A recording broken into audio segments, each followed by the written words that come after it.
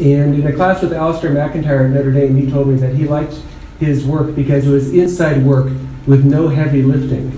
And that's true, but there's deeper reasons to appreciate being a Catholic intellectual. So what I'm going to be talking about basically are three different aspects. So first, what I'll call some remote preparation. And secondly, what I'll call finding a vocation to the intellectual life. And then thirdly, embracing the vocation to the intellectual life. So my own vocation to the intellectual life started very early. I was in 4th grade, and I was with a friend named Kenan McDonald. He was the 6th of 6 children. And somehow we got talking, and all of a sudden the subject of abortion came up. And he took the pro-choice side, and I took the pro-life side. And he said to me, so hold on, you're telling me that you think one single cell is a human being equal to you or me? And I thought, well, no, I mean, not one cell. I mean, no, you're right, okay, not one cell. And he goes, well, how about 2 cells, or 3 cells, or 5? Is there, you tell me that's equal to you or me? And I thought, well, I guess not. And he goes, well, that's why I'm pro-choice, right? Just a handful of cells don't really have value or dignity, and so it started me to wonder. And I thought, God, I don't know how to answer that. That's really puzzling to me. And then that summer, I went to summer camp, Camp Nor'Wester, up in Lopez Island. And up at the camp, I went into the bathroom, and as you know, in many camp bathrooms, there's graffiti all over the walls. And I looked at the graffiti, and then there was a question there. And the question was, can God make a rock he can't lift? And I thought, can God make a rock? And I thought, well, God can do everything, right? God's omnipotent, so of course he can make a rock he can't lift. But then I thought, well, hold it, if there's a rock God can't lift, well, then the rock is greater than God in some way. And isn't God that than which nothing greater can be conceived? So if I answered yes, the answer seemed wrong. If I answered no, the answer seemed wrong. Both the answers seemed wrong. Both the answers seemed right. I didn't know what to think. I was totally mystified. 4th grade was a big year for me. Also in 4th grade, I did something I wasn't supposed to do. My parents told me not to go up into the attic. So of course, when they were gone, I went up to the attic. And I was searching around the attic, and I came across this box of books. And it was the books for my mom in college. So I'm looking through all these books, and I run across a book, Introduction to Aquinas. And I was like, great, okay, I'll check this out. So I open it up.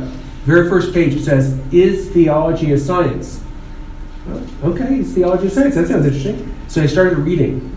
And I had the most bizarre experience. I could understand every single word individually, but when you put all the words together in a sentence, I had no clue what it meant. And I thought, who is this Thomas Aquinas guy? This is completely mysterious to me. I don't understand. This is really weird.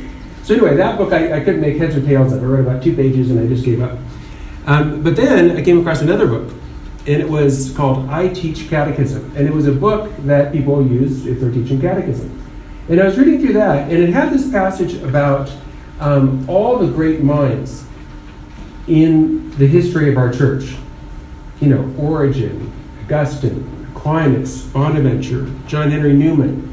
And it said that if all these great minds could be happy as Catholics, with all the intellectual puzzles that they attacked and looked after, then you can too. And I thought to myself, well, there's something profoundly true about that, because if there's one thing I know about myself, it's that I'm not as wise as Augustine, Aquinas, John Henry Newman, Origen, etc. So if they could be happy as Catholics and have their minds satisfied, well, certainly I thought I could do that too. It was only later that I read this quotation from John Henry Newman, where he said that 10,000 difficulties do not make a doubt. Now, what does that mean? Well, immediately after he says that, he talks about mathematics. And you may have had the experience before where you're doing a math problem, and you know that there is a correct answer, but you just can't, in the moment, figure out the correct answer. Or you might have the correct answer, but you don't know how to correctly work out the solution to the problem, right? So we've all had this situation where we've had a difficulty, we've had a question, we've had a mystery, and we at the moment given our own intellectual resources, just weren't sure how to solve the question, how to get rid of the mystery, how to figure out what the answer or the solution really is. And that will be true for us as believers, but it's also true for atheists, because atheists have difficulties. Atheists have challenges to their view.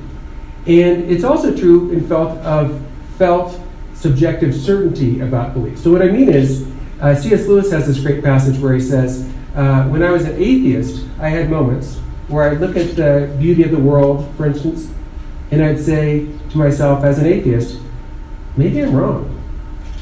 Right? Maybe there is a God. And Lewis continued, now as a theist, there are times where he looks around at the world and sees things and experiences things and says, well, maybe I'm wrong. Maybe I'm not sure. So, to be human, at least to be an intellectual human, is to have questions. It is to have difficulties. It is to have things that you're just not sure about. But none of that gets in the way of the Catholic intellectual life. In fact, all of that is something that serves to move us forward in the intellectual life. So when you have doubts about this issue or that issue, when you're puzzled about why the church teaches this or that about whatever, that's all right. Explore that. Investigate that. See what Augustine has to say about that. See what Aquinas has to say about that. See what Joseph Ratzinger has to say about that, Pope Benedict XVI or Pope Francis. Questions and doubts and worries and difficulties, you might say, are all impetus that can move us forward in the intellectual life. Sometimes people think of a Catholic intellectual as sort of a contradiction in terms, right? Like a ejection seat on a helicopter, or a screen door in a submarine, right? Something that just doesn't even make sense. But in fact, Aquinas pointed out that faith inflames the mind, giving rise to new questions. The idea that having faith shuts down questioning is just the opposite of the case. In fact, it's when you have faith that a whole new realm of questions opens up, right? If you believe that God exists, well, then you can ask questions about, well, how does God interact with the world? How is it possible that human beings are free and God is free? If you have questions about, if you believe, rather, that Jesus is truly God and truly a human being, well, then you can begin to ask questions about, well, does the child Jesus know when he's 10 that he's going to suffer, die, and then rise from the dead on the third day? So when you have faith, that gives rise to questions and open questions, and it draws us to want deeper understanding. So it's not shutting down the mind in any way. The next stage of my intellectual vocation, you might say, was going to college. So I went to Boston College, and that's really where I'd say I found my intellectual vocation. And I'd say it started in the honors program at Boston College. We were reading the great books, right? Homer, Aristophanes. We read Aristotle's Nicomachean Ethics, a book that really struck me, because for the first time I really saw how meaningful and important philosophy is. Aristotle, as you may remember, talks about the different kinds of friends, right? He talks about friends of utility, friends of pleasure, friends of virtue. And immediately when I read that passage, I thought about my own friends. And I tried to say, well, what kind of friends do I have? Are these friends of pleasure, friends of utility, friends of virtue? And I was honest enough to admit to myself that they were almost all friends of pleasure. And that taught me something really important about myself. I read Augustine's Confessions, and that too is a very important work for me, because Augustine taught in the Confessions that our lives are a journey. Our lives are kind of an adventure, a pilgrimage. And we hopefully are heading to the city of God, but maybe we're not. Maybe we're heading to the city of man to talk about another of Augustine's works. Anyway, one of the key moments, though, was the guy I met next door. His name is Chad Roper. And Chad was also in the honors program. And so Chad and I had countless hours of conversations. And Chad saw everything differently than I did. He was pro-choice. I was pro-life, so we argued about that. He argued as an atheist, so I argued in favor of God. And then when he got tired of that, he argued as a Protestant. So I argued against him as a Catholic.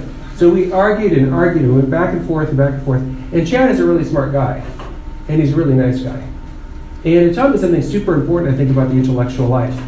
And that is, when you have disagreements with someone, that doesn't necessarily mean that they're a bad person. when you have disagreements with someone, it doesn't mean that you can't be friends with them. In fact, Chad and I were best friends. We were roommates together in 2 different years in college. He was the best man in my wedding. I was the best man in his wedding, and I just saw him just a few days ago for his 50th birthday. So be friends with people that see things differently than you do.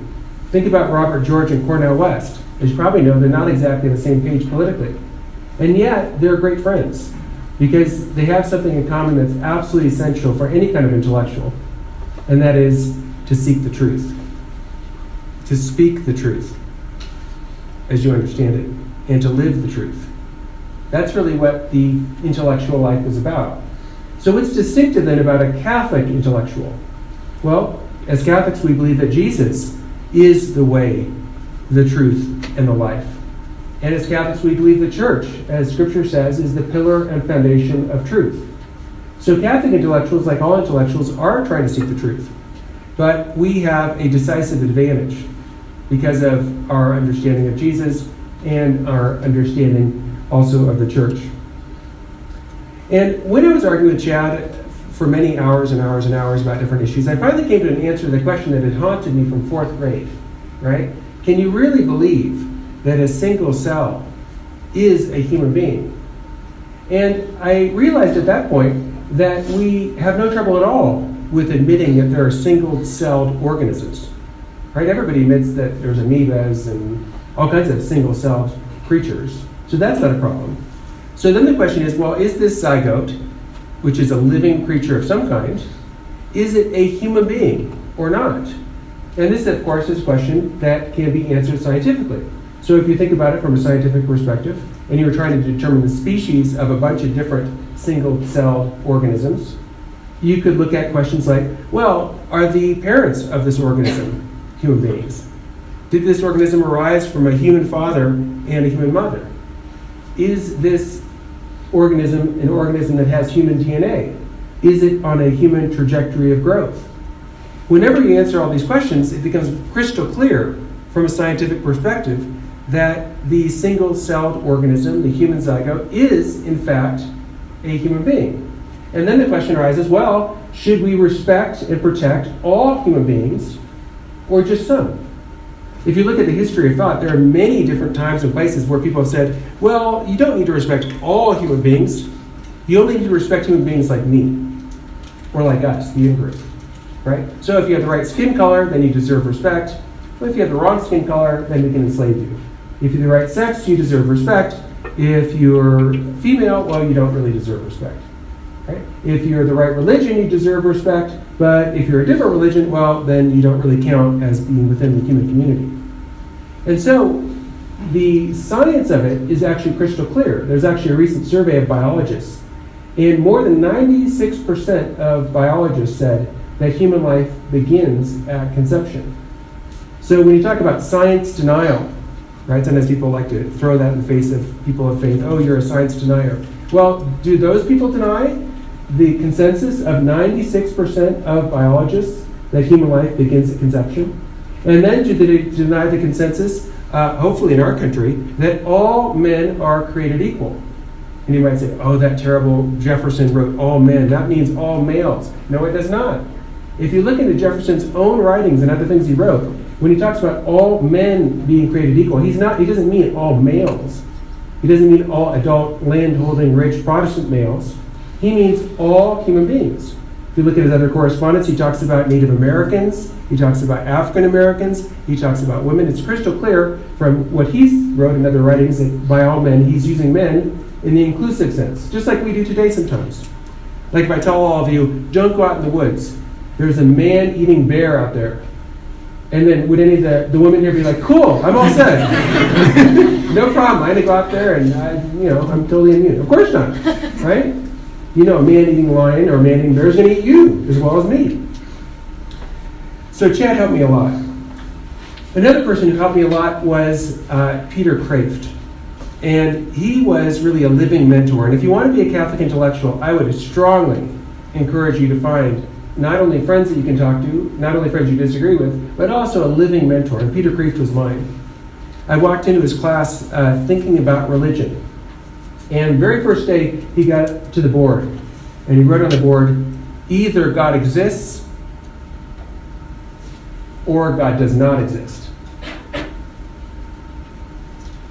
And I thought about it, and I thought, yeah, that's right. Either there really is a God, right? All powerful, all good, etc., or there really is, in reality, no such thing as God.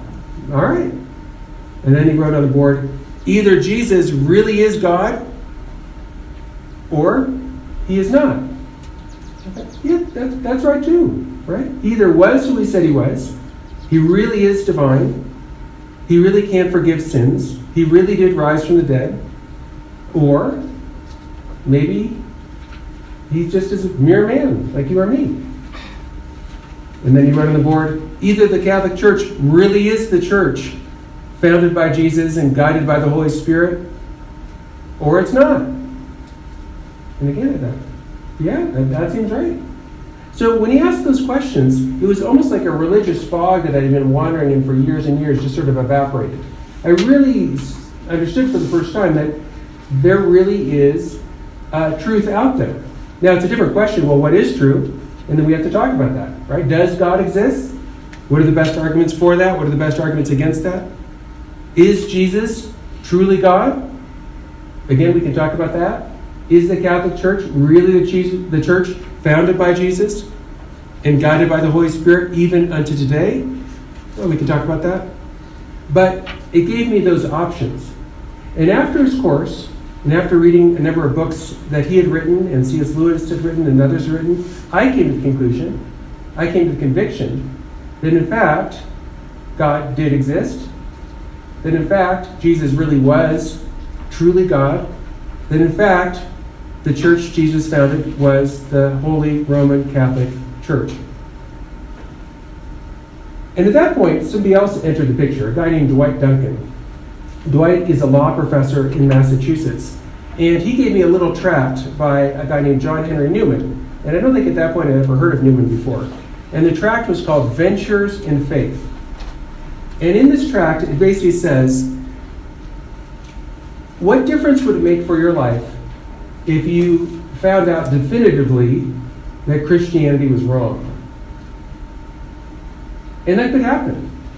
It would be possible to prove definitively that Roman Catholicism is wrong. How would you do that? Well, let's say you found the body of the mother of Jesus. You found the body of Mary, right? And she didn't assume bodily into heaven, right? Here's her body. It's rotting right here. If she wasn't assumed bodily into heaven, well, then the dogma of the Assumption is wrong. If the dogma of the Assumption is wrong, well, then there's no papal infallibility. And if papal infallibility is wrong, then the current teaching of the Catholic Church is wrong. The Church can't be relied upon. And if you found the body of Jesus, same thing about not just Catholicism, but about Christianity. So what difference would it make to your life or to my life if it were definitively disproved? And if your answer is, it wouldn't make any difference at all. I would just continue on my life and do everything I do now, and that would be it. Well, then you haven't made a venture in faith. A venture in faith is when you do something that only makes sense on the supposition of the truth of the gospel. It could be things you read, things you write. It could be time spent in prayer. It could be money spent on important projects. But the idea is something you would do on the supposition that the gospel is true, that you wouldn't do otherwise. Right? I assume you'd eat breakfast, whether the gospel were true or not. There's lots of things we would do regardless of the truth of the gospel. But when I read Newman's thing, I asked myself, well, what am I doing? And I have to confess that I wasn't doing too much. But my friend Dwight, who was a kind of spiritual director for me, had lots of good suggestions. He said, well, if you want to do something that manifests your faith in the gospel, that is a venture of faith, something you would not do otherwise, he said, well, why don't you try going to Mass each day, not just on Sundays? Okay. He said, why don't you try going to confession once a week? Okay. A little later, a few months later, he said, well, why don't you try maybe saying the rosary every day? Oh, okay. A little bit later, This wasn't all in one day. It would have been a little overwhelming, like, oh my God, Dwight, lay off, man, this is killing me. But over the course of, weeks and months, he suggested various spiritual practices. Because to be a Catholic intellectual, it's essential that we have a deep spiritual life, that we nurture that. Because a Catholic intellectual is someone who's related to Jesus Christ.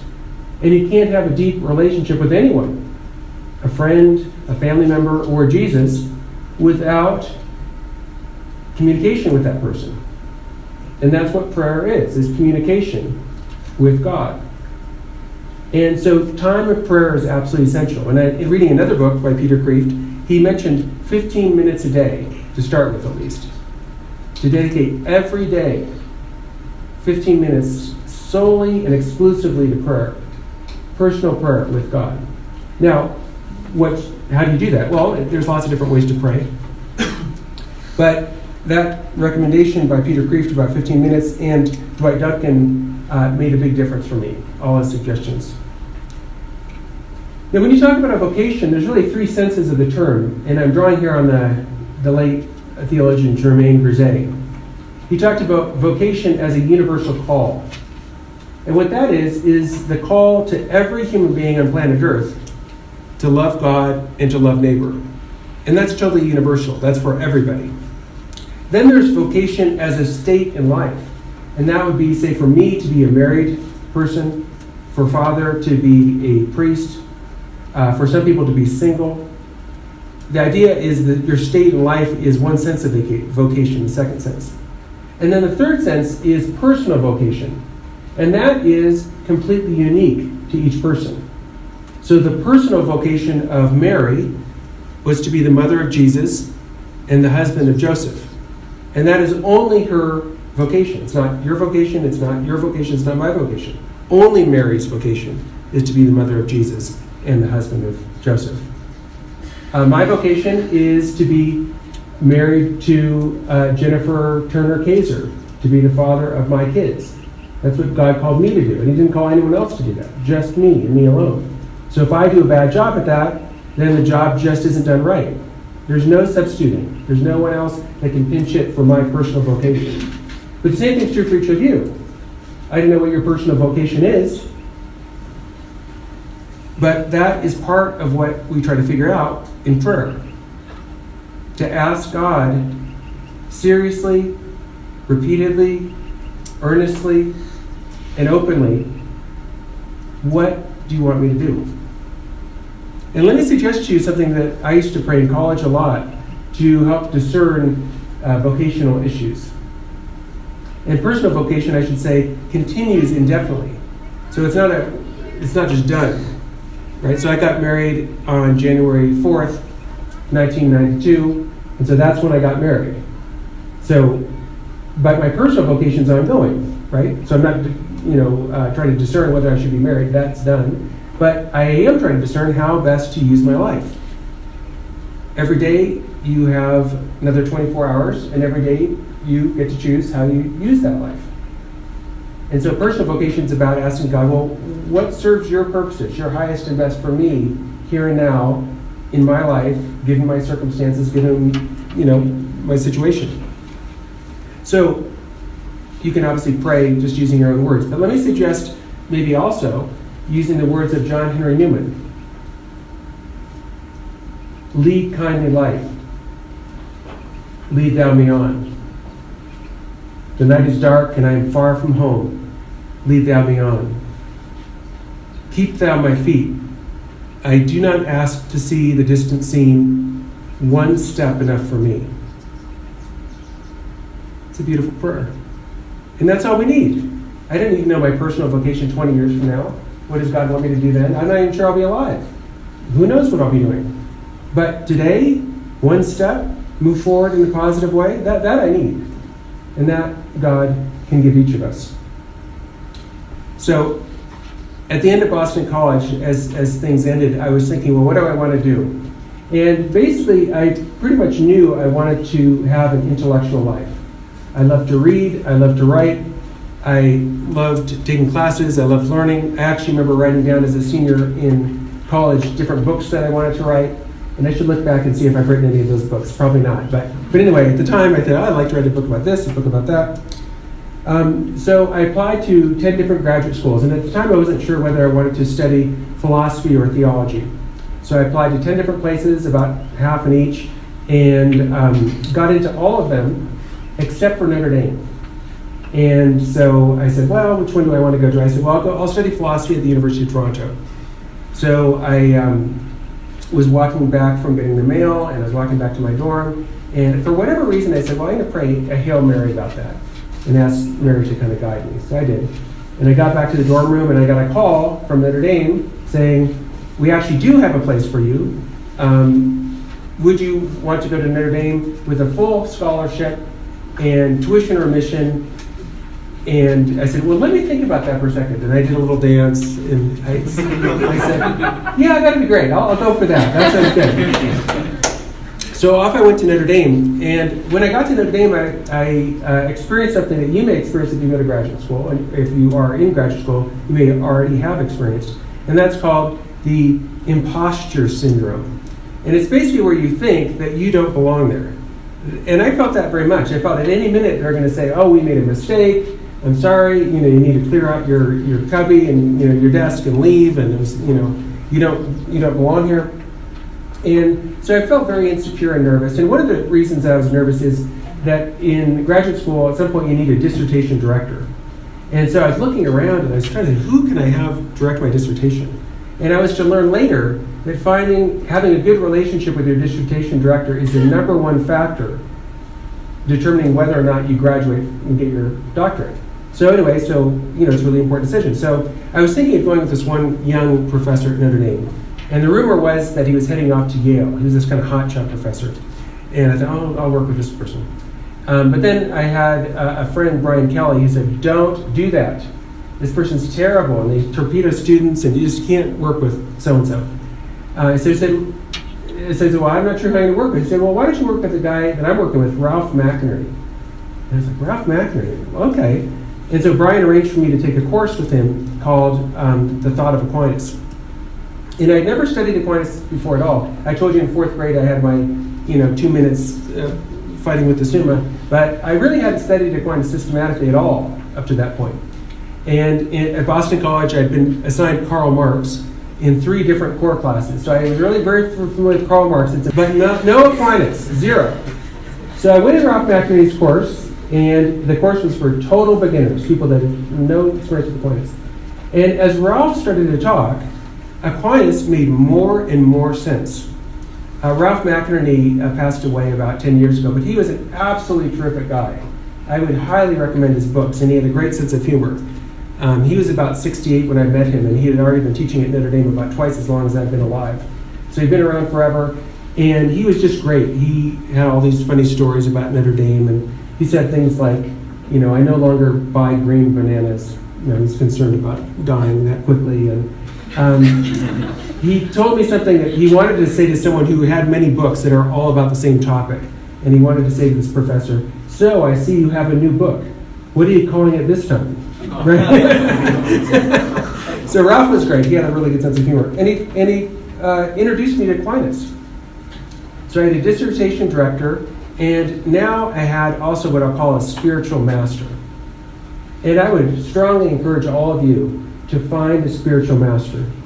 Mine's Aquinas, but people have different temperaments and different dispositions. And so you might read Augustine, and you might say, man, Augustine is absolutely the bomb. He is terrific. I gained so much from reading Augustine.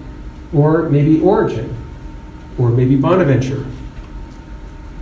I won't mention Scotus. Maybe John Henry Newman. Maybe Pope Benedict XVI or John Paul II. Edith Stein, Catherine of Siena. There are many deep, wonderful intellects in our tradition. And so find one that really resonates with you and try to master the thought of your spiritual master. Now, that doesn't mean being a slave and always agreeing with everything that whoever you choose to really study in depth thinks. I think Aquinas is absolutely terrific, but I don't always agree with Aquinas. I think Aquinas was wrong about the Immaculate Conception. I think Aquinas was wrong about delayed harmonization. I think Aquinas was wrong about how human reproduction works. I think Aquinas was right about almost everything else, though. Maybe not everything. But anyway, you get the idea. It's not as if you have to give up intellectual freedom. But it is really helpful to really understand at a really deep level the thought of some great thinker in our tradition. And again, there's many, many different options, so choose whichever one really resonates with you. It was in reading Aquinas' Summa Contra Gentiles that I came to an answer to that question that had puzzled me since 4th grade. Can God make a rock he can't lift? In Aquinas, I finally found the answer. So Aquinas says this, that God cannot do impossible things.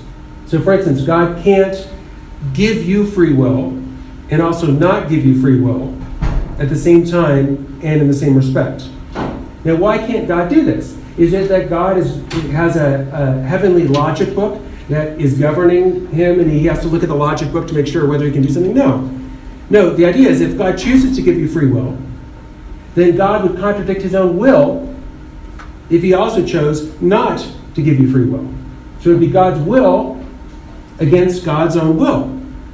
Now, we as human beings can do that because our will can be fragmented and split. So part of me might want to be healthy and part of me might want to smoke cigarettes still. But God, of course, is not divided within himself. God's not set in opposition to himself. Right? I can be my own worst enemy, but God is not his own worst enemy. So, can God make a rock he can't lift? No, he can't. Why? Because God can't do certain things. God can't do impossible things like give someone free will and not give someone free will. God can't kill himself. Right? There's things God can't do. And God can't make something greater than himself. Because nothing can be greater than God. That's a contradiction in terms. Here's another way to think about it. Can the author Shakespeare make a character in a play that's stronger than he is? Well, no. The author Shakespeare is working at an entirely different ontological level than any of the characters in the play that Shakespeare makes.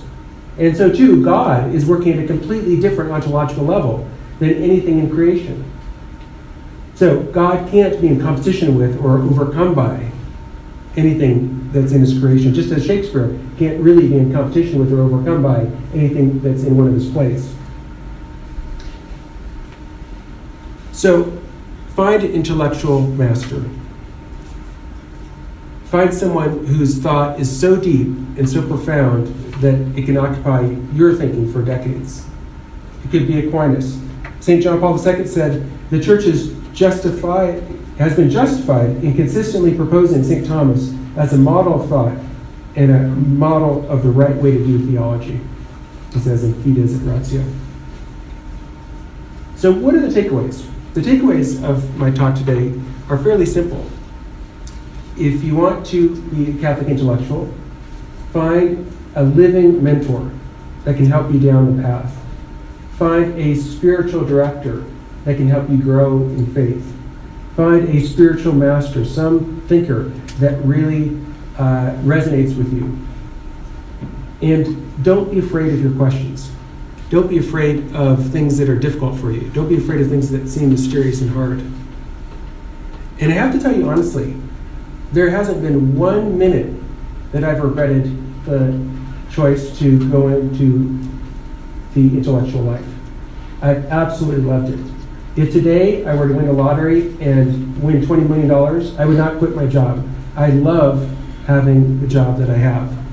I love being a professor. I love teaching students. I love writing things. I love giving talks. And maybe you're like me. And if you are, if God's inviting you to be a Catholic intellectual and dedicate your life to questions and to teaching and writing, then I expect that, like me, you'll find a life of deep happiness. Thank you very much.